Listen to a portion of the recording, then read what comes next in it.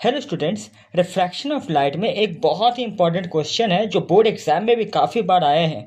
तो देखो यहाँ पूछा जाता है कि रिफ्रैक्टिव इंडेक्स किसी भी मीडियम का 1 या 1 से ज़्यादा क्यों होता है। तो देखो जब भी आपको रिफ्रैक्टिव इंडेक्स बोले तो सबसे पहले समझ जाना ये एब्सोल्यूट रिफ्रैक्टिव इंडेक्स की बात की जा रही है, ठीक है। और एब्सोल्यूट रिफ्रैक्टिव इंडेक्स का मतलब refractive index of medium with respect to vacuum या फिर एयर। मतलब जब भी एब्सोल्यूट रिफ्रैक्टिव इंडेक्स बोल दे या इसका मतलब सिंपल भाषा में रिफ्रैक्टिव इंडेक्स ही बोला जाता है।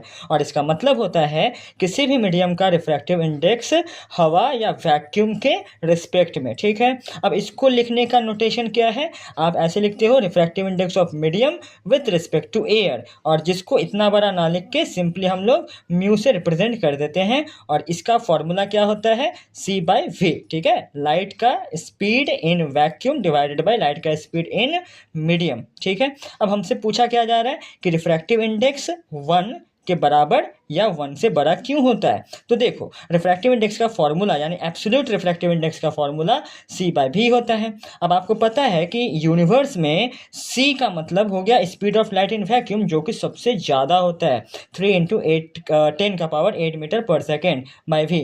यानी यहाँ पर C जो होता है हमेशा V से बड़ा होगा, यानी किसी भी मीडियम में लाइट का स्पीड जो होगा वो C से क्या होगा, छोटा होगा।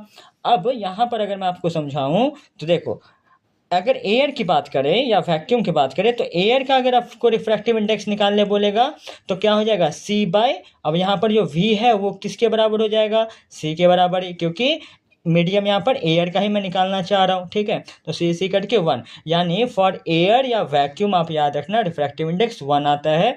बाकी दुनिया में कोई भी मीडियम होगा उसका जो स्पीड होगा वो लाइट के स्पीड से हमेशा क्या होगा, कम होगा।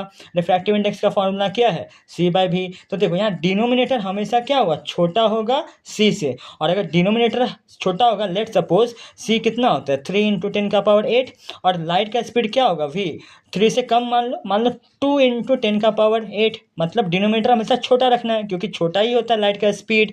तो यहाँ पर अगर आप काटो तो 3/2 क्या हो गया 1.5, यानी डिनोमिनेटर जब भी छोटा होता है तो वैल्यू 1 से बड़ा आता है, ठीक है।